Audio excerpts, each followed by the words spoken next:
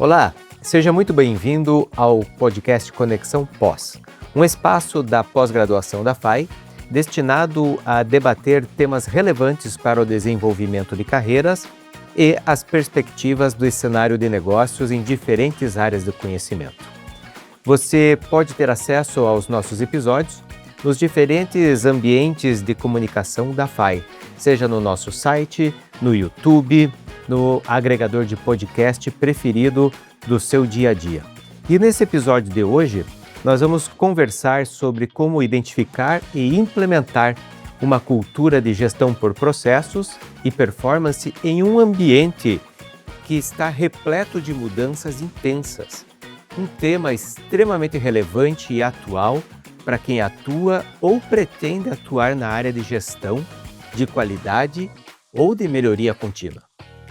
E nesse cenário, a gente deve considerar que com a velocidade das decisões e das mudanças de estratégias nas organizações, com foco em atender as constantes mudanças que a gente encontra nas necessidades e demandas de mercado, nada mais importante para uma organização do que ter processos muito bem estabelecidos e indicadores de desempenho bem desenhados dentro de uma gestão da rotina bem implantada e bem controlada, bem gerida.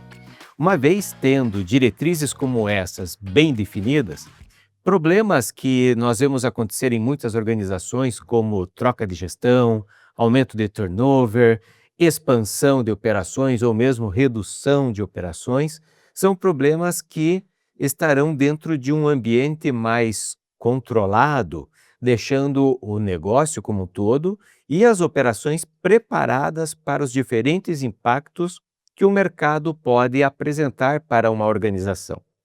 Tratando-se de pequenas, de médias ou de grandes empresas, ou ainda de startups, no seu modelo mais embrionário, nós consideramos empresas que já devem nascer com o propósito de terem pilares muito bem definidos, muito bem estabelecidos e um modelo de gestão que seja replicável. Assim, criando diferentes alavancas para expandir os negócios e crescer de maneira sustentável. E para as reflexões nesse cenário do nosso episódio de hoje, nós contamos aqui com dois profissionais que vivem essa realidade no seu dia a dia, seja nos setores que eles atuam profissionalmente, seja no ambiente acadêmico onde desenvolvem suas atividades também. Nós estamos aqui com Roberto Maximilian Staudacher, que é administrador, mas também é professor, atua aqui na pós-graduação da FAI e é especialista em projetos e gestão empresarial. Também é um profissional com certificação Black Belt e trabalha como mentor na aplicação do The Bike para diferentes cenários de negócio. Também é um empreendedor do mercado de tecnologia e de transformação digital e já tem aí mais de 20 anos atuando em empresas tanto nacionais quanto internacionais de grande porte. Roberto, seja muito bem-vindo ao nosso podcast. Ivanco, muito obrigado. Professor Gilson, muito obrigado. É um prazer estar aqui com vocês hoje, compartilhando um pouco dessa história toda. Agora, quando você lê esse nosso mini currículo aqui, a gente começa a fazer esse pensamento, né? Nossa, mas quanta coisa que a gente já viveu, né? E um ponto muito importante, Ivanco, é a gente fazer o give back. É a gente entregar um pouquinho de tudo que a gente já passou. Tanto da parte onde a gente acertou, professor Gilson, quanto da parte onde a gente errou também, né? Geralmente o pessoal pergunta, Betão, Roberto, né? Betão, por favor, me diga onde é que você acertou. Eu gosto às vezes de dizer onde é que a gente falhou. E lembrando todos esses passos aqui agora já me vieram algumas coisas na cabeça. Vai ser muito gostoso a gente ter essa nossa troca, essa nossa experiência. Mais uma vez, um prazer estar aqui com vocês. O prazer é nosso de contar com a sua participação hoje, assim Maravilha. como do nosso professor Gilson Paula Lopes de Souza, né, que é engenheiro industrial, tem mais de 40 anos de experiência em empresas globais, também é mestre em desenvolvimento de recursos socioprodutivos e ele é docente e coordenador aqui de cursos de pós-graduação na área de operações aqui na FAI. Gilson, Muito obrigado por aceitar o convite para esse episódio. Seja muito bem-vindo. Olha, eu é que agradeço, é uma grande alegria, de fato, né? Podemos compartilhar experiências, conhecimentos e desafios que aconteceram, né, nessa longa jornada, mas que com certeza esse cenário atual de extrema, né, volatilidade vão nos apresentar aí de uma maneira intensa e num futuro realmente bastante longevo ainda, né? Ainda bem que você me apresentou por primeiro. Se você me apresentasse depois o professor Gilson, eu me senti desse pequenininho, assim, desse tamanho. Ainda bem que eu fui apresentado por primeiro. Já Que orgulho, intencional, que orgulho estar por aqui. Muito bom, né? O Gilson é uma grande referência para nós e é um profissional que nos inspira ali, além de fazer parte do nosso time aí com muita alegria, né? Então, realmente um prazer, uma honra aí contar com vocês nesse nosso episódio de hoje, né? Que bom. E hoje a gente vai trabalhar com um tema bastante instigante, né? Para profissionais dos diferentes setores, diferentes portes, né? Nós vamos falar sobre a aplicação da gestão por processos e de performance para o avanço competitivo em um ambiente, em um mercado que é muito volátil, que é muito incerto, né? Perfeito, perfeito. E para trabalhar com esse tema, a gente precisa levar em consideração, né, algo que a gente tem falado muito nos últimos anos e mais recente, que tudo vem mudando com um dinamismo muito rápido, com uma imprevisibilidade muito grande, né? E nós estamos atravessando tempos realmente em que vão surgindo muitas variáveis que vão gerando incertezas e mudanças em relações de mercado com diferentes stakeholders, e isso pode gerar sempre um ambiente de cada vez mais incerteza de mercado e dificultar a tomada de decisão nos negócios para trabalhar de uma forma que seja sustentável, que seja com vistas aí a uma perenidade das organizações, né? Então, um grande desafio que surge é como que a gente consegue melhorar o desempenho de uma organização, de uma empresa, e manter o time, os colaboradores, engajados em objetivos claros, em uma estratégia muito bem definida, com indicadores sólidos, transparentes e processos que estão bem estruturados, né? E nesse contexto todo, como é que ferramentas como o tradicional PDCA, a sua derivação do SDCA, aí a gente vai querer que você fale um pouquinho disso aí também, né, Claro, Roberto? com né? certeza. Tá aqui no bolso do Isso, colete. Tá já guardado. trouxe a cola? Tá aqui guardado. Muito Aqui. Se eu bem, precisar, né? eu puxo ela. As demais estratégias ali para identificar causas Isso, de problemas é do isso aí. dia a dia, a elaboração de planos de ação, Bem que a gente estruturados. brinca, né? Plano de ação para resolver, não plano de enganação. Todo mundo né? acha que sabe montar um plano de ação, né, Isso. Evandro? E quando a Todo gente mundo vai acha. ver Na na hora que você vai dar uma prática, olhada, você fala assim, mas isso aqui realmente a plano de ação resolve? Uma pergunta não que eu resolve, sempre... mas ajuda. Ajuda. Uma coisa que eu sempre pergunto e que o pessoal dá uma tremida, se você me permite já, Uhum. é uma vez que você termina de montar o seu plano de ação, tem uma palavrinha que eu adoro, professor Gilson. Eu adoro. Que é, você garante que se você cumprir essas ações com eficiência e eficácia, o nosso problema será resolvido, minimizado, mitigado, ou melhor de todos, eliminado. Quando você fala, você me garante isso? O pessoal olha assim, Roberto, eu acho que é melhor eu fazer o plano de ação de novo, né? Ou então, você tem certeza que essa é a causa que vai realmente eliminar esse nosso problema? Veja bem, então tem alguns pontos que a gente precisa ter uma certeza grande, que são projetos muito grandes, envolvendo muita gente, muita grana envolvida, e aí, se a gente fizer alguns processos de identificação de causa, ou planos de ação rasos, a gente vai estar jogando muita coisa fora. Então é importante a gente ter esses pontos. E independente da ferramenta ou da metodologia, o perfil do profissional e a responsabilidade dele diante dos desafios é que acaba fazendo diferença, né? Perfeito. Então, quando a gente vai explorar um pouquinho sobre essa questão aí que envolve a gestão por processos, né? E buscando ali integrar os diferentes processos de uma organização e aumentar com isso a sua competitividade, né?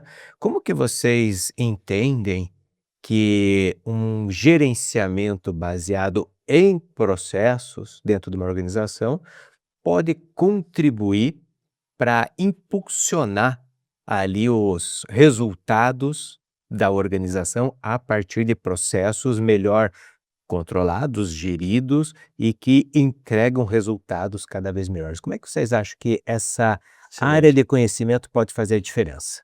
Excelente, professor Ivan. Professor Gilson, posso? Por favor. Se me permite. Ivan, que é o seguinte, na maioria das vezes, quando a gente está em esse ambiente volátil, rápido, incerto, instável, BANI, VUCA, e hoje em dia a gente tem essa velocidade de qualquer gestor de empresa, qualquer executivo ou qualquer empreendedor hoje, quando a gente vai conversar com algum deles, qual que é a principal situação que tem na cabeça? Imediato. Roberto, precisa de velocidade. Roberto, eu preciso entender o agora. Então, o entendimento do cenário onde eles estão é fundamental para que a gente consiga fazer o nosso primeiro diagnóstico, né? E aí, o que eu costumo dizer é o seguinte, nós que somos já da área de qualidade, que a gente já vem de uma época em que a gente tinha um tempo a maior para conseguir trazer produtividade, a gente gostava, ou ainda gosta de desenhar a caixinha, de montar procedimento, tudo bem. Mas se nós formos fazer isso hoje, a gente não vai ter tempo para conseguir ganhar, às vezes, uma segurança de um gestor e a gente conseguir desenvolver um trabalho de médio a longo prazo. Então a gente precisa começar com alguns quick wins. Esses nossos quick wins, eu já costumo chegar perguntando para um gestor ou para um executivo da seguinte forma: quais são os indicadores de sobrevivência da sua área ou da sua empresa? Quais são aqueles indicadores que a gente precisa estar olhando todos os dias para ver se efetivamente a gente vai chegar no final do mês ou vai chegar no semestre ou vai chegar no final do ano? E a primeira pergunta é, esses seus indicadores que você tem como indicadores de sobrevivência, eles estão desdobrados para a sua companhia? E aí vem a pergunta, eles estão efetivamente controlados? Aí já começam a surgir as primeiras dúvidas, né? Primeiro assim, nossa, Roberto, mas eu não sei quais são talvez os meus indicadores, que são os meus indicadores de sobrevivência. E se ele tiver que explicar o indicador? Como é que você chega nessa formatação? O que está lá dentro dessa formatação de cálculo? E não somente o que está lá dentro. Você sabe se de repente o pessoal que está apurando esse número aqui não está tirando alguma coisinha desse número mês a mês? E de repente esse número você está vendo lá, Bruce Wills, diretor de uma empresa, gerente de uma empresa, ou então começando uma startup agora, e você está vendo aquele número e acreditando que aquele número está bom, mas de repente seus estoques estão caindo, seu faturamento já não está mais lá, sua expedição já não está funcionando tão bem assim, aí então você precisa ter uma certeza de que efetivamente isso está funcionando bem. E quando a gente dá esse choque, esse primeiro choque de quais são e o que você tem lá dentro e como é que você desdobra, a pessoa já começa a falar assim, opa, mas então eu tenho que pensar no quê? Eu tenho que pensar na caixinha. Eu tenho que pensar num fluxo. Eu tenho que pensar num procedimento. Eu tenho que pensar num treinamento. E aquela parte que supostamente é o meio, passa a se tornar um pouco mais importante. Porque a gente está mexendo naquele parafuso, que é o parafuso de sustentabilidade. E aí a gente começa a ter outras metodologias que vão surgindo, e que eu até acho muito interessante. Quando a gente pega, por exemplo, vai montar um CIPOC, que é uma das ferramentas que a gente tem dentro do DMAIC, que é uma ferramenta muito potente, né, para a gente resolver problemas complexos dentro da empresa. E às vezes a gente não precisa pegar a metodologia inteira, a gente vai, como um bom gourmet de restaurante, às vezes a gente não vai fazer uma refeição com todos os nossos receitas e tudo mais, a gente vai pincelando alguma coisinha aqui para a gente conseguir chegar a um bom resultado. E aí, professor, o que eu quero dizer é o seguinte, às vezes a gente vai pegar um CIPOC, e o CIPOC, ela é uma cadeia de processos onde a gente faz ali um CSI. Eu gosto dessa pergunta, um CSI, que a gente vai fazer uma investigação, onde a gente tem todos os processos ali de uma área específica. Depois a gente vai ter lá qual que é o fornecedor, qual que é o insumo, qual que é o produto que eu vou estar entregando, para quem que eu vou estar entregando, a gente enxerga uma cadeia. E eu, quando vou fazer uma primeira entrada em uma área, eu gosto de montar o CIPOC já de cara, para eu saber como é que está esse entendimento. E aí eu já vou mostrar onde é que eu quero chegar com isso. E quando eu monto lá, eu pergunto, a primeira pergunta para o diretor ou para o gestor, mas vem cá, o senhor sabe quantos processos o senhor tem debaixo da sua área aqui? Qual que é a resposta normalmente, professor Ivan? Não sei. Olha, Betão, não sei, mas eu acho que deve Normalmente ser... a resposta começa com veja bem. É. Ou então ou tem aquela derivação. acho, Então. Eu acho que são, não sei, uns 5, né? 6. Tá quase. São quase 20, tá? Meu Deus, mas eu tenho todos esses processos? Tem, né? E aí eu gosto de fazer uma segunda pergunta.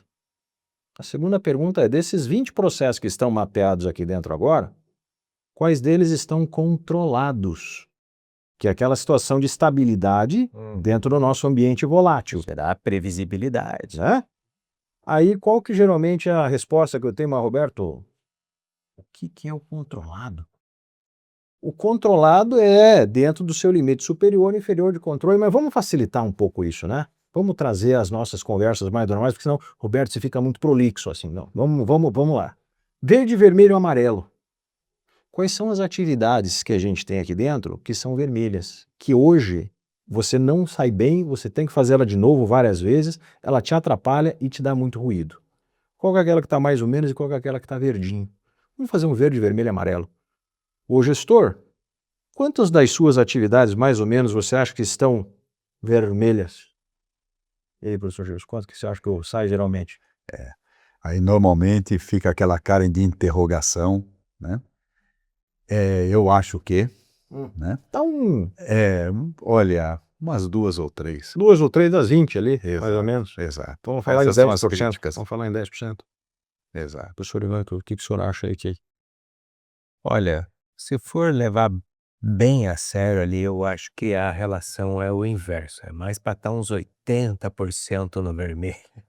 A Mas, realidade, né? mas há sim uma dificuldade muito grande do gestor de admitir, Exato. né? Porque ele fala, olha, tem um claro, probleminha ou claro. outro, só que esse probleminha ou outro são vários probleminhas que se repetem no dia a dia e quando você vê, a gente até brinca, né, que a pessoa, ela chega para trabalhar amanhã, de manhãzinha, fica correndo, batendo cabeça o dia inteiro, sai no final do dia extenuado, desgastado, com a sensação que resolveu o problema, mas na verdade só apagou incêndio. Perfeito. E aquilo que ela teoricamente teria programado para trabalhar no dia a dia, não Não fez. fez. Porque vai pipocando uma coisa ou outra, né? Exato. E aí a pessoa vai correndo feito maluco. Vai barata tonta, muitas vezes. O tal do apagar o incêndio, né? E a gente sabe que super-herói é muito legal, mas super-herói morre cedo. Morre cedo, né? Então a gente tem que tomar cuidado com os super-heróis. Normalmente dentro dos CIPOCs que eu tenho montado alguns para várias áreas e para várias, enfim, instituições diferentes, normalmente aparece quase 50% de todas as atividades no vermelho críticas, com muito ruído. E quando a gente abre essas atividades lá e mostra para um gestor, primeiro que ele não sabe quais são todos que estão lá, e depois ele olha e fala, mas nossa, mas eu não sabia que isso aqui era um problema. Pois é, isso aqui é um problema, esse é um problema há mais de um ano já. E está vendo como ele está variando e como ele não está estável? Será que esse processo é um dos seus processos que devem estar de sobrevivência, que você precisa trazer ele para dentro para sustentar um indicador de um diretor, para sustentar um indicador de um gerente? Ou seja, esse processo é um processo que vai fazer diferença para você? Poxa, então a gente precisa trazer ele para frente, colocar um indicador, começar efetivamente a trabalhar com ele para a gente construir essa sustentabilidade. Eu acho que um outro questionamento bem importante para fazer para o gestor é se ele tem compreensão de qual é o nível de agregação de valor daquele processo dentro da operação como um todo, porque muitas vezes os processos estão sendo executados Perfeito, sem se compreender exatamente qual é o propósito. perfeito. É porque ali ao longo do tempo, né, você começou a criar processos ou fazer algumas Exato. coisas em função de situações que às vezes ninguém nem lembra mais Exato. e entrou ali num piloto automático no e dia a vai dia, indo. no dia a dia. Você veja, professor, eu estava conversando com o professor Gilson aqui um pouquinho antes e a gente estava falando justamente dessa situação dos nossos indicadores, que eu gosto de começar pelos indicadores e depois a gente vai puxando pelos processos. Porém, a gente tem aqui uma outra metodologia, que é o GPD, o Gerenciamento pelas Diretrizes, que foi do professor Falcone, enfim, um ícone, 7 vozes da qualidade, mundialmente conhecido, né, enfim. E esse nosso desdobramento, esse cascateamento desses indicadores, se a gente começa lá, quais são os indicadores do nosso presidente? para sustentar os indicadores do nosso presidente, quais são os indicadores dos nossos diretores. Então vai ter um indicador de comercial, que vai precisar dos seus indicadores, o diretor de RH, o diretor do financeiro, o diretor de TI, e isso vai cascateando até chegar à base da nossa pirâmide. E sempre seguindo esse método. O indicador do gerente tem que sustentar o do diretor, o indicador do coordenador tem que sustentar o do gerente, o indicador do supervisor e assim por diante, até chegar na base. E onde é que eu quero chegar com isso? Aqui, exatamente onde você estava falando, Ivan. A base da pirâmide, ou seja, o assistente, o técnico que vai estar trabalhando lá, se eles não souberem quais são as atividades que eles devem executar e qual que é o resultado que ele precisa atingir, ou seja, quais são as atividades que ele precisa fazer, ele vai chegar lá e vai começar a ser consumido por tudo e outras atividades e não vai fechar o indicador dele, não vai fechar a meta dele. E às vezes ele está com dificuldade de fechar aquele problema lá, e daí dá problema no indicador do supervisor, que dá problema no coordenador, e daí a gente não chega ao resultado da companhia. Então, por isso que eu digo que a primeira coisa é a gente sempre manter essa base muito bem estruturada. Que ali é que é onde a gente vai resolver os problemas. Ali é onde a gente vai extrair os nossos resultados. Então o pessoal precisa estar olhando os seus resultados e a sua performance e saber, com um job description muito bem elaborado, com um treinamento contínuo para que possa efetivamente sempre estar aprimorando, identificação dos seus problemas continuamente também, para que a nossa performance na base sempre seja excelente.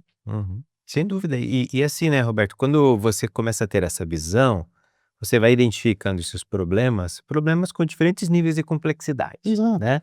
E aí eu queria fazer uma pergunta para o Gilson nesse sentido, né? Quando a gente tem os problemas de menor complexidade, que se configuram como o Roberto falou um pouco mais cedo, os quick wins, né? Você acha, Gilson, que aí uma abordagem seguindo uma estratégia como o PDCA, o clássico PDCA, é necessária ou não é? Posso fazer um tentativa e erro para ver o que dá, né? Por favor. Ou às vezes assim, puxa, o PDCA, ele talvez esteja muito mal aplicado nas organizações. Como é que você enxerga esse cenário? A preocupação, né, os problemas, primeiro, ao meu ver, eles não devem ser entendidos como problemas. Eles têm que ser entendidos como desafios. E com relação a enfrentar esses desafios, que são próprio oxigênio da organização, tem que ter uma mobilização no sentido de que o PDCA ele é fundamental para melhorias, né, que podemos dizer de impacto, melhorias incrementais, mas normalmente aonde que nós falhamos, as organizações falham, é quando não há uma estabilização do processo, o SDCA. Perfeito? Então essa falta, de fato até, né, de ter a síndrome do bombeiro, que o bombeiro nos coloca realmente em destaque, tá? E eu estou resolvendo o descontrole, tá? Eu ajo de uma maneira, olha, planejar ações imediatas, curto prazo, tal, mas eu vou chegar que a causa raiz está na instabilidade de algo que eu não tive o zelo de manter, de padronizar, de bem treinar, de bem executar, controlar essa execução para que eu de fato tenha os meus processos sob controle. Então o SDCA ele é fundamental na gestão da rotina, e que vem os problemas, é o oxigênio da organização, mas eu ter de fato aquela dinâmica de, puxa vida, eu deveria estar ali com os processos estáveis, e infelizmente negligenciei. Sim, sem dúvida. Eu tenho uma analogia para o seu Gilson, que eu adoro, que é a analogia da marcha primeira, segunda e terceira no carro. Quando a gente coloca lá, sinaleiro, primeira, segunda, terceira, para o carro. Primeira, segunda, terceira, para o carro. Primeira, segunda, terceira, para o carro. O que acontece com o nosso carro se a gente dirigir ele por um ano somente na primeira, segunda e terceira, todos os dias durante 1 hora por dia? vai dar desgaste de correia, desgaste do câmbio, vai dar um problema sério, a gente não está utilizando o motor efetivamente na sua velocidade de cruzeiro. Então o que eu quero dizer é, todas as vezes que a gente começa, vamos utilizar o famoso e rico PDCA, então aqui, né, não apenas o DMARC, que é mais potente, mas enfim, depende do estado onde você vai estar, Veria, 3, o que for. Mas quando a gente coloca o PDCA e a gente dá aquele empuxo, né? Se a gente sai da inércia, consegue um resultado de uma produtividade que a gente trouxe, e de repente a gente larga esse resultado e ele, ó, caiu de novo. E daí a gente vai lá, não, vamos fazer mais uma força-tarefa, task force. Agora vamos pegar mais uma task force, chama todo mundo, vamos mobilizar a galera, chama o pessoal da operação, chama o gerente, chama o diretor, vamos fazer isso. Lança o projeto, dá a camiseta, né, e pau, subiu de novo. Podemos chamar até de um evento Kaizen. Evento Kaizen, né? Vamos colocar aqui na televisão, pá. E de novo. De repente aconteceu. Não, vamos de novo. Não. Essa boca de jacaré, esse nosso sorriso O efeito de jacaré, Serrote, isso aí é o que a gente mais identifica. E eu volto a dizer, a gente está colocando primeira, segunda, terceira, primeira, segunda, terceira, toda hora. Então a gente acaba ficando assim, chato quando a gente fala assim, mas esse problema, de novo. E tá muito ligado, né, isso que vocês estão conversando com aquilo que a gente costuma falar, né, que a estabilidade, ela é base para a melhoria contínua. Você só consegue efetivamente melhorar, progredir, quando você se preocupa em estabilizar, em padronizar. Senão você fica naquela, melhora hoje, piora amanhã, melhora depois, piora de novo. E aí você às vezes fica ali num círculo vicioso, dizendo que você está fazendo ações para melhorar os processos, mas aí você se tornou um bombeiro corporativo. Exato. E aí vem uma outra pergunta, se me permite, é uma outra pergunta que é o seguinte, para um gestor, né, com todo respeito, professor Gilson, quantas vezes o senhor gosta de resolver o mesmo problema? Aí o gestor olha para minha cara assim, já com aquela, né, assim, Roberto, você está me tirando, né? Mas na verdade é isso que nós fazemos involuntariamente, né? Então ou a gente resolve, estabiliza, e aí a gente dá mais uma crescente, ou a gente vai estar resolvendo o mesmo problema todas as vezes de novo. E aí, se a gente for trazer isso para o Lean, é um desperdício gigante, é um retrabalho gigante, é um erro gigante. Então nós estamos com uma operação que supostamente não é Lean, não é estável. Não. E vamos pensar o seguinte, né? A gente falou um pouquinho aqui sobre essas oportunidades de melhoria de processo para problemas ali que você começa a ver numa abordagem mais tradicional, mais até introdutória, vamos pensar assim, né, gente? Quando você começa a olhar para os indicadores, quando você começa a entender um pouquinho algumas variáveis do processo com a utilização de uma ferramenta como o CIPOC, e você vê, olha, puxa, aqui eu posso fazer uma intervenção, né, usando uma lógica com o PDCA, ou como você citou também, posso usar ali um Vereagir, uma lógica de um A3, um 8D, né, tem tantas. Mas e quando o problema tem um caráter de maior complexidade? Quando, como a gente diz, né, opa, aqui tem águas mais profundas. Perfeito. E aí, como é que faz? Evandro, eu sou um defensor, né? Eu acho que talvez você saiba disso, professor Justo também. Eu gosto muito da metodologia do DMAIC. O DMAIC, ele é uma metodologia mais robusta que o PDCA, somado ao SDCA. Ele exige um desempenho maior da equipe, ele exige uma atenção maior. E eu quero dizer que é um acrônimo, né? São os 5 passos que nós vamos ter lá. E ele trata-se de uma receita, só que essa receita, vamos dizer assim, é para a gente conseguir um prato gourmet, ou seja, nós vamos resolver um problema mais complexo. E aí a gente tem um pouco de estatística que é aplicada, mas eu vou dizer de uma seguinte forma, se a gente tiver um problema muito bem definido, e o segundo passo que é o measure, se a gente tiver uma análise de dados muito profunda, e aí sempre vem a situação a qual às vezes o pessoal patina muito, já identificar um problema, vamos dizer que o pessoal já conseguiu fazer isso bem? Mas ainda sofre-se muito, né? O pessoal costuma confundir muito problema com Isso. solução, com aquilo que seria uma possível causa, né? Exato. E aí, Ivan, que eu até vou puxar um pouquinho a sardinha para o meu lado do que eu faço nas minhas atividades todos os dias, que é eu me deparo muito com deficiência de dados.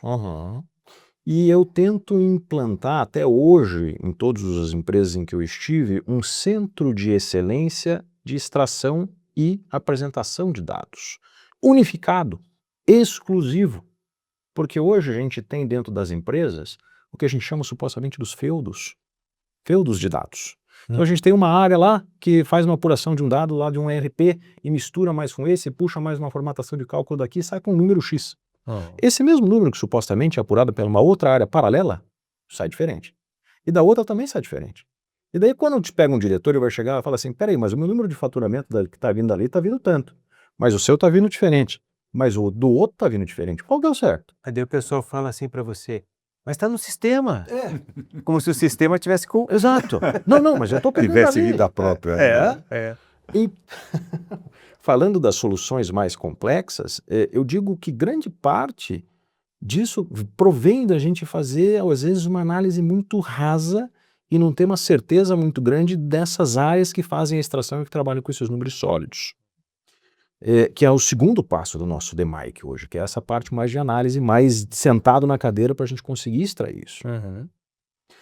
Uma vez tendo isso feito, e vamos pré-assumir que isso seja muito bem feito, né? Que os dados estejam efetivamente corretos, que estejam auditáveis, que estejam bem definidos, né? Que a gente já tenha feito a definição do problema, aí depois vem a parte de causas e vem a parte da gente entender a mecânica do jogo.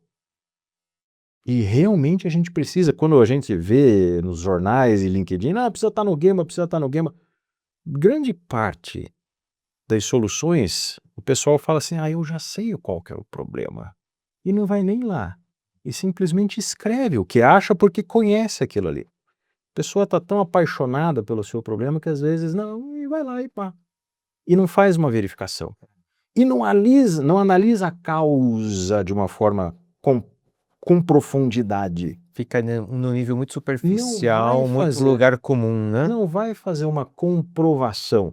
E aí, às vezes, a gente faz uma brincadeira nas nossas salas de aulas e até mesmo quando a gente está tocando algum projeto lá. Vem cá, mas essa causa que você levantou aqui, se a gente efetivamente conseguir eliminar essa causa ou reduzir essa causa aqui, e comprove o quanto que você vai dar de impacto no seu indicador que você estabeleceu lá no Define e nessa outra causa específica, na sua meta específica que você colocou aqui no Measure. Aí a pessoa fala assim, puxa, Roberto, mas é difícil a gente conseguir medir o quanto que eu vou alavancar do meu resultado se eu eliminar essa causa. Pois é. E quantas causas você tem que são sólidas no seu projeto? Apareceram aqui tantas. Então, se a gente pegar, de repente, algumas dessas, você me garante que a gente vai conseguir eliminar 100% do nosso problema lá? Ou então o quanto que a gente precisa, que é o nosso gap? Nossa, Roberto. Mas aí tem um detalhe, que o pessoal chega assim, não, mas a gente gerou um senso comum em torno, né? Todo mundo concorda que essa causa aqui é importante. Muito bom. Isso não é suficiente? Não é, né? Não, né? Veja, eu vou utilizar o mesmo artifício, né? Veja bem. Veja bem. Não é. Então, quando a gente tem realmente problemas mais profundos, quando a gente precisa de uma metodologia mais potente, em que a gente com certeza amarre essas nossas soluções, quando a gente vai passando essas 5 fases do DMAIC, porque elas são amarradas. Você não consegue passar de uma fase para outra dando o teu jeitinho, sabe? Ele não vai deixar você dar esse teu jeitinho porque você não vai passar. Por isso que às vezes o DMAIC, a gente precisa de um patrocínio muito forte e a gente precisa de uma gestão que realmente conheça a potência dessa ferramenta. Que daí a gestão vai chegar, porque ele é um projeto que geralmente ele leva alguns meses até você conseguir consolidar ele na sua totalidade. E daí você fala assim, puxa, mas eu não tenho meses, eu tenho 2 semanas. Opa, pera lá, mas aí o quanto que está custando esse problema para a empresa? E já peguei diversos casos em que um problema custa para a empresa 50 mil, 100 mil, 200 mil, 1 milhão. E agora você não pode parar 5 meses, 6 meses para que você consiga eliminar na causa raiz esse seu problema? E você não vai ter essa geração de valor para a sua empresa? Então, são situações que a gente precisa começar a colocar na ponta do lápis e realmente é querer resolver de uma vez por todas. E aí muda de forma muito significativa a maneira como você aborda, entende e trata problemas dessa natureza. Exato. Ivan, na empresa onde eu estou trabalhando hoje, só para você ter uma ideia, no ano passado, a gente deu 30 milhões de ganho para a empresa. É uma empresa que tem uma operação muito grande, então os valores são bem altos também. Agora, se eu chego e falo assim, professor Gilson, se a gente mexer nesse problema aqui, ó, tá vendo? Tem um problema aqui, ó, professor Gilson. Sou meu diretor lá, tá? É meu diretor. E se a gente fizer aqui o potencial de ganho desse processo em 12 meses, se a gente for deixar ele mês a mês, vai me dar 1.200.000 de ganho se a gente conseguir eliminar esse problema aqui. Podemos tocar ele? Vai envolver aqui 10 pessoas, não temos um gasto muito alto, alguma coisa assim. Faz sentido 1.200.000? Sem dúvida. Puxa, faz sentido 100 mil? Faz sentido 50 mil? Né? Então, quando a gente coloca um pouco isso na ponta do lápis e a gente vai ter essa disciplina de execução, é muito difícil a gente não conseguir um sim. A gente não conseguir um sim. Só que daí a gente precisa da disciplina de execução. Porque se não tiver disciplina, o resultado não vem. Exato. Né? Muito bem. Bom, para você que por algum motivo perdeu o começo do nosso podcast, hoje nós estamos conversando aqui com o Gilson Souza e o Roberto Staudacher sobre a aplicação da gestão por processos para o avanço, para o incremento, para o aumento da competitividade em um mercado volátil, em um mercado incerto. E estávamos falando aqui um pouco sobre diferentes estratégias, abordagens, metodologias para resolver problemas de baixa, média e elevada complexidade. Tu falou um pouquinho aqui sobre o PDCA e falou um pouquinho mais agora sobre o DMAIC, que é dentro da lógica do Lean Six Sigma. E, Gilson, eu queria te fazer uma pergunta, né? Essas abordagens aí, principalmente aí o DMAIC, isso é só para empresa grande, né? Não. Como nós comentamos, né, nessas ricas reflexões aqui que estamos compartilhando, essa capacidade de resolver problemas é um estímulo crescente. Passa a ser, de fato, o oxigênio da organização. Independente do tamanho dela, ela ambiciona, de fato, eliminar perdas, aumentar os seus ganhos. Então, a metodologia se aplica a qualquer tamanho de empresa, independente também da sua atividade econômica, tá? Problemas técnicos, problemas administrativos, problemas de ordem geral, né? Então, a metodologia classicamente reconhecida e uma vez incorporada pelas pessoas, de fato, ela é efetiva em resultados. Perfeito. Também entendo dessa forma, né? Porque independente do porte da empresa, da área de atuação, da natureza da empresa, a empresa funciona por processos, né? Se os processos estão bem mapeados, controlados, medidos, é uma outra história, né? Mas todo negócio funciona em função dos seus processos e quando o processo não performa adequadamente, o resultado não é aquele que a gente espera. E o resultado que não é o que a gente espera, que se repete dia após dia, vai adquirindo o caráter de ser um problema recorrente, um problema crônico. E é aí que uma estratégia adequada a entender e resolver aquele problema é importante. Seja a tua empresa uma empresa pequena, média, grande, nacional, multinacional, seja uma startup, né? Cabe a isso. Mas aí, Roberto, queria, né, fazer uma pergunta para você nesse sentido, como um profissional que vivencia muito isso no mercado. Como as pessoas, como os profissionais, vão fazer a diferença na abordagem, na adoção de uma estratégia ou outra? Porque método, né, ele já diz o nome, né, ele mostra para a gente, ele diz para como é que tem que fazer. Perfeito. Primeiro isso, depois aquilo, depois aquilo, isso aí. É uma receita. Né? Isso. Mas, né, eu costumo brincar, é como quando a gente vai no médico, né?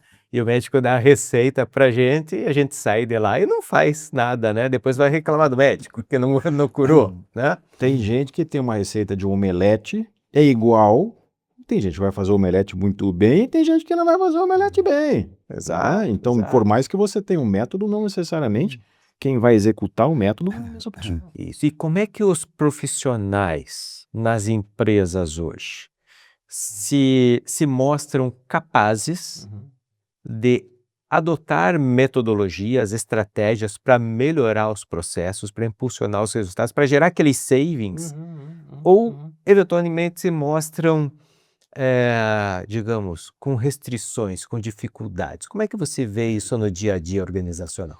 Ivan, que é o seguinte, aí tem uma pegadinha, tá? Tem uma pegadinha.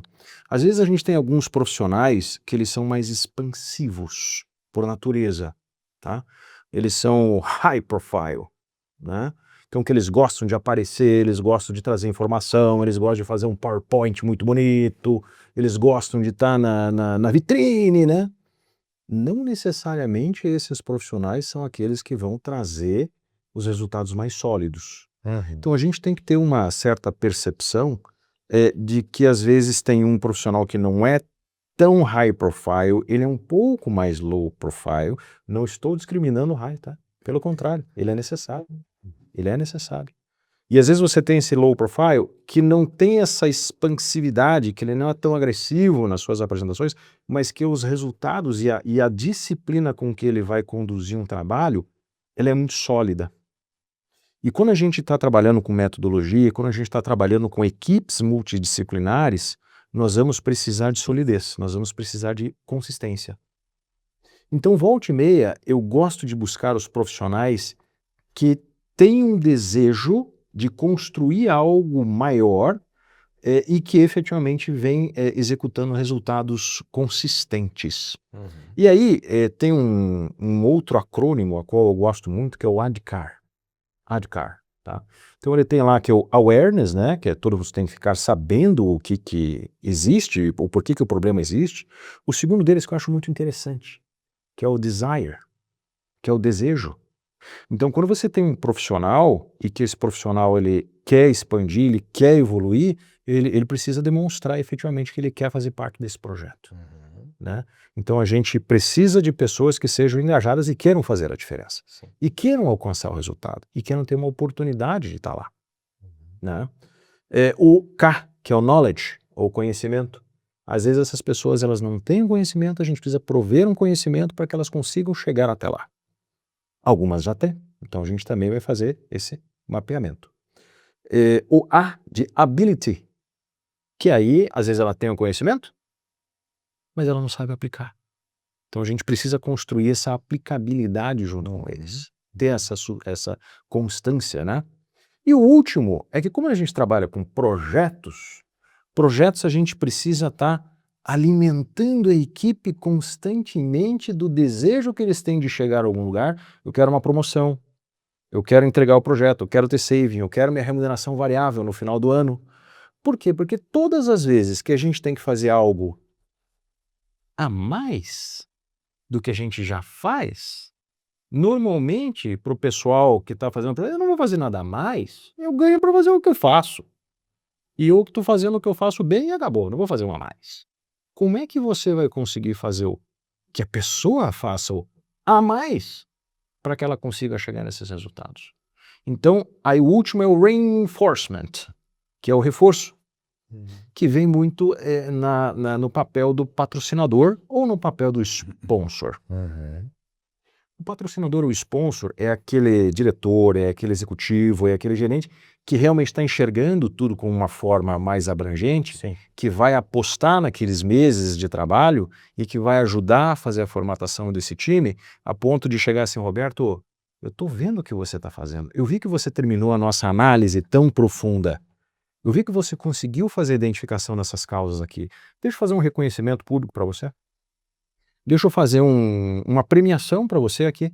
Puxa, eu vou te dar agora aqui uma promoção, que não seja uma promoção, que seja um vale alimentação, que seja uma camiseta, que seja alguma coisa assim.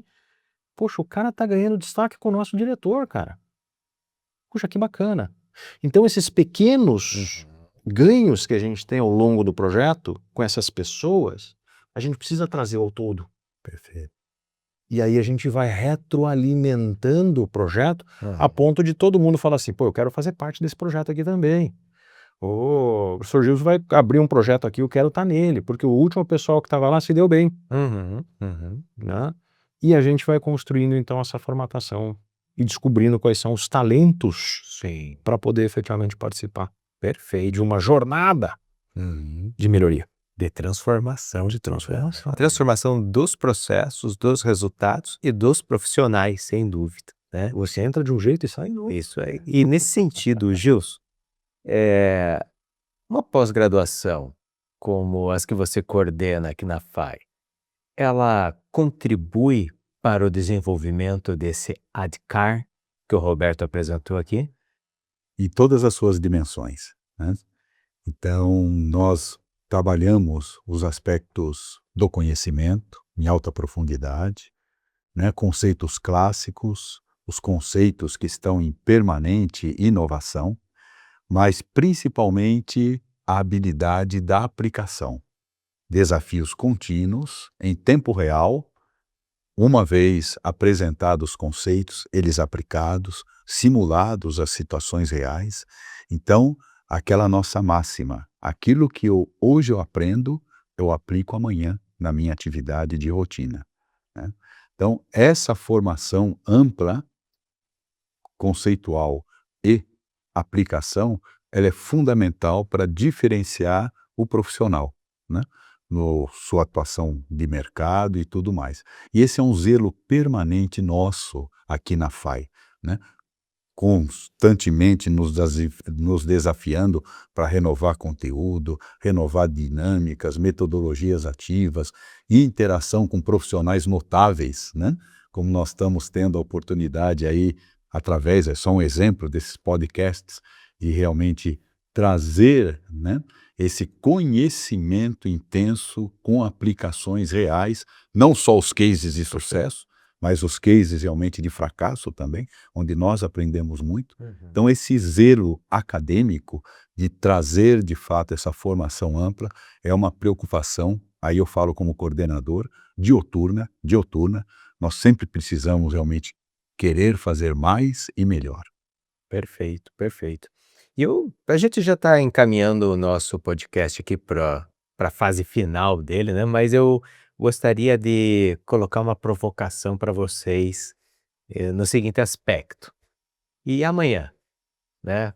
O que o futuro nos apresenta, o que vem se descortinando aí para o futuro de processos e como os profissionais devem entender essas realidades, essas mudanças, essas novidades e se preparar para elas. Ivan, esse é um ponto a qual é importantíssimo porque não é mais futuro, é agora, né? E eu gosto de trazer a parte de transformação digital. Transformação digital, ela já começou, a gente tem que estar presente no nosso dia a dia. Eu vou te dar um exemplo, agora, eu estou montando um projeto a qual a gente tem os trilhos de trem, né? Trilhos de trem, e a gente precisa criar uma confiabilidade nesses trilhos de trem. Afinal de contas, nós queremos evitar acidente a qualquer custo. É uma operação muito perigosa, né? Então a gente tem um zelo muito grande com isso. E hoje, um dos pontos mais críticos das nossas metas de sobrevivência, se a gente for pensar, é a gente evitar acidente. Tá? Então nós acompanhamos assim, o índice de acidente de uma forma absurda. Nós temos reuniões todos os dias de manhã para ver como é que estão os nossos números de acidente. Então ela é uma das nossas metas de sobrevivência.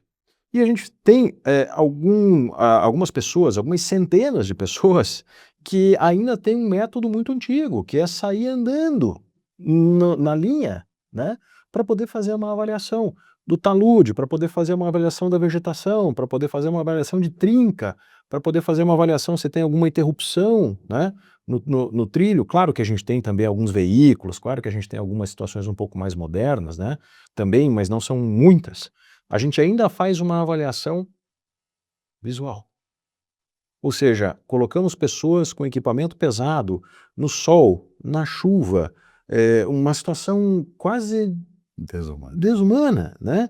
em que o pessoal tem que andar 10 quilômetros, 15 quilômetros por dia para poder pegar relatório, para poder tirar uma foto, para poder mandar essa informação. Ou seja, é um processo complicado, demorado, perigoso, né?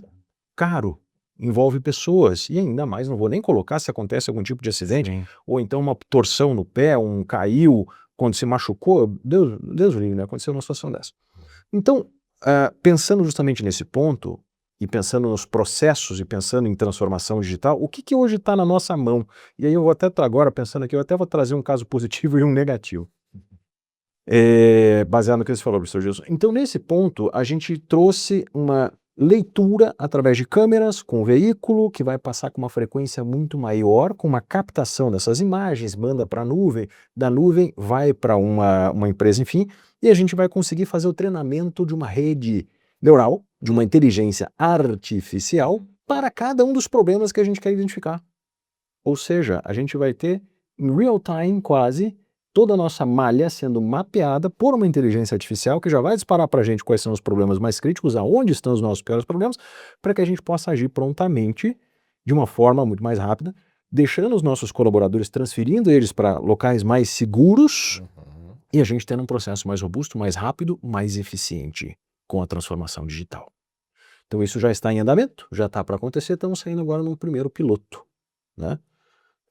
Então esse é um caso que a princípio vai ser muito favorável, né, em que a gente tem que abraçar da transformação digital e que a gente transfere para outros lugares. Agora, um outro ponto que ainda não saiu muito bem, eu estava no final de semana conversando com alguns amigos advogados, completamente diferente, tá? Mas eles têm os processos deles também, performance dos advogados também. E aí eles estavam conversando lá e eu falo assim, a situação da tal da jurisprudência, né? Que é aquilo que efetivamente uma vez já foi julgado, estão lá os autos processuais, o pessoal vai defender, vai lá e aí, não, tem uma jurisprudência já aqui, a gente já verificou um caso similar e a sentença vai ser mais ou menos essa para esse caso, para essa mesma situação. Supostamente, uma replicabilidade processual a qual a gente conseguiria colocar uma inteligência artificial lá para funcionar. Porém, todos eles de uma forma unânime, né? Puxa vida, mas não funciona, mas não está devidamente treinado, mas a sentença não funciona assim, mas a defesa precisa ser dessa forma, mas isso aqui é tal.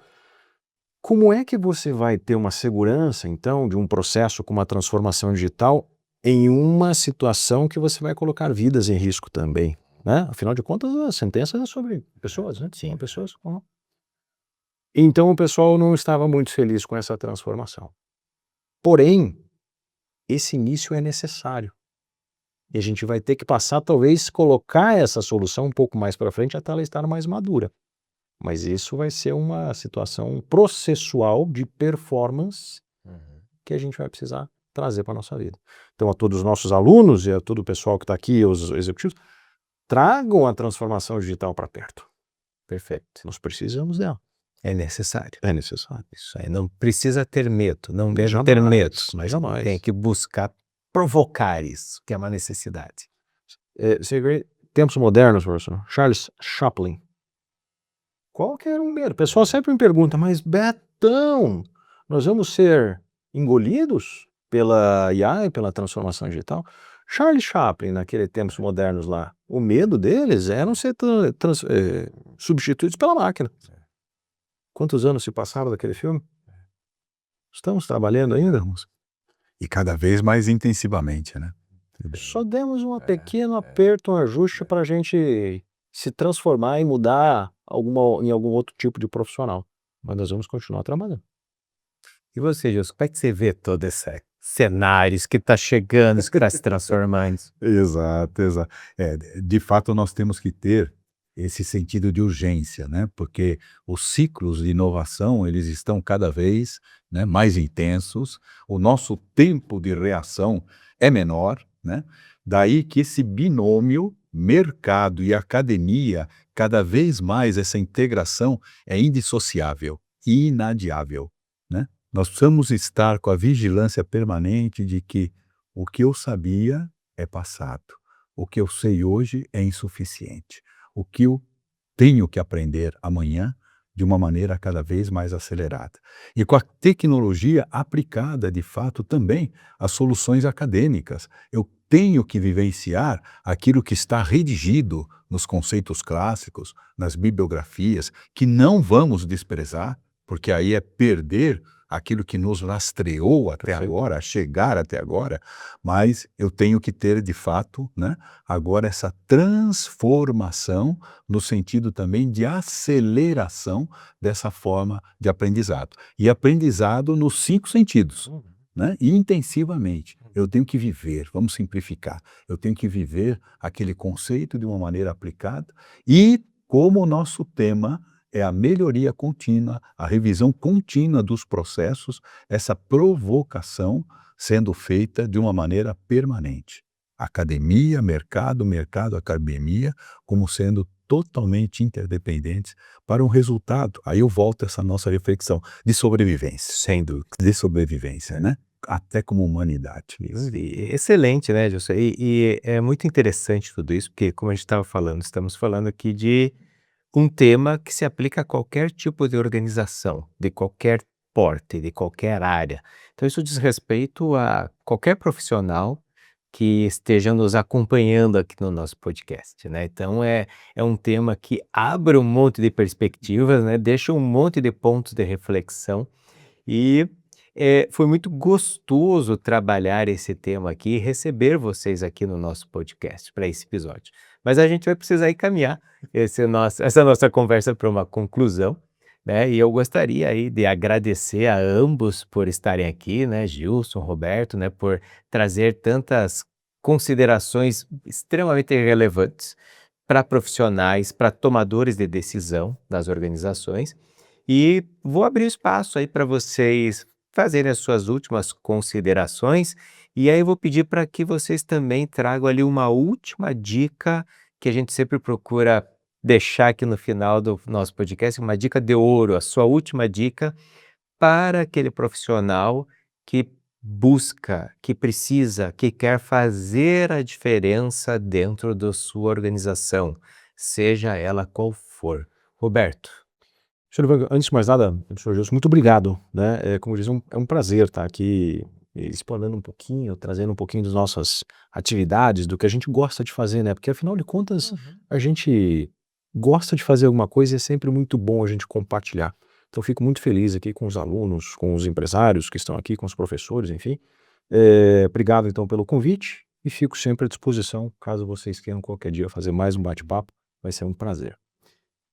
Em relação à dica de ouro, eu sempre vou dizer o seguinte, o conhecimento nunca é demais. E eu gosto de fazer analogia com a culinária, né? Eu gosto de fazer analogia com a culinária. E a gente, quando nós somos um cozinheiro de mão cheia, a gente acaba tendo que ter as receitas na cabeça ou no livrinho e a gente precisa ter os nossos ingredientes na nossa despensa. E onde é que vai ser essa despensa e onde é que vai ser esse livrinho de conhecimento? É a universidade, é a faculdade. São os profissionais a qual vão ser os nossos mentores para que a gente vá somando esse conhecimento. Então, quando a gente se depara com algum problema, que nós somos grandes resolvedores de problemas, a única coisa para que eu rezo que eu tenha naquele momento é que eu tenha o meu repertório de conhecimento à disponibilidade do que eu vou precisar. Eu vou precisar agora de um PDCA, vou precisar de um DMAIC, vou precisar de um ADCAR, vou precisar disso, vou precisar desse projeto que eu já passei, ou então, puxa, vou precisar agora trocar uma dica com o Ivan, que eu vou precisar agora trocar uma dica com o professor Gilson, vou ter que dar um pulo lá na faculdade porque eu preciso conhecer um pouco mais, ou esse livro, ou essa apostila. Então, o leque que eu vou formando me traz a segurança para que eu continue fazendo esse avanço. E eu vou lembrar de tudo? Jamais. Mas eu tenho no meu HD, né? Eu tenho no meu HD e eu sempre tive um chefe que sempre falava assim, Roberto, quando eu contrato uma pessoa, eu não contrato a pessoa, eu contrato a pessoa mais o HD dela, tá? Ele é uma pessoa muito querida. E é exatamente isso. Então depende do tamanho do nosso HD, quantos teras estão cabendo lá dentro já, para que você efetivamente consiga resgatar seus conhecimentos na hora que você for precisar. Então, eu acredito que essa parte para mim é a dica que eu posso deixar aqui para quem está assistindo. Muito. Busque o seu conhecimento. tenha ele na sua despensa lá, para quando você for chamar os amigos e fazer o seu jantar. Excelente dica, muito obrigado. Mas aí, beleza. Então, essa questão, né, uma reflexão pessoal, né, a dica de ouro ou aquilo que tem sido a âncora da minha vida, né? Então, é importante, nós já comentamos, gestão por processos, é o nosso tema de hoje. E nós temos o nosso CIPOC, né? Agora, o foco, de fato, no resultado, aquilo que você almeja como uma ambição pessoal, profissional, excelente. Saiba onde você está hoje, aonde você quer chegar, como você vai interpretar esse seu indicador de sucesso, de felicidade, mas não deixe de acompanhar os indicadores de progresso, os indicadores ao longo do atingimento desse resultado final, tá? Porque senão você pode ter surpresas. Sempre ocorrerão surpresas, mas ao acompanhá-los cotidianamente, faça humildemente as suas devidas correções. Aplique a metodologia mediante a complexidade desse desvio a mais adequada, mas não deixe de sistematicamente fazer essa correção de rota. Aí o resultado final é de sucesso, é de felicidade. Muito bom. Seja na carreira, no trabalho, seja na vida pessoal também, sem dúvida. Isso. Muito bom. Gilson e Roberto, mais uma vez, obrigado aí pela participação de vocês, por compartilhar do conhecimento, da experiência, das reflexões que vocês trouxeram aqui, que com certeza trazem muitos pontos a serem pensados, né? A serem absorvidos e aplicados por quem está nos assistindo, quem está nos ouvindo, né? E um agradecimento muito especial a você que está acompanhando o nosso podcast. Nós esperamos que esse episódio tenha contribuído para o seu desenvolvimento, para o seu crescimento profissional. Fique atento às novidades da FAI nas nossas redes sociais, no nosso site, no nosso canal do YouTube e acompanhe todos os episódios do nosso podcast, que é um espaço dedicado a trazer questões relevantes para o desenvolvimento profissional e que leva em consideração também diferentes vertentes, diferentes aspectos de mercado. Eu sou o professor Alexandre Ivank, diretor de pós-graduação da FAI, e esse foi o nosso podcast Conexão Pós. Muito obrigado por estar conosco. Até o próximo episódio. Um grande abraço.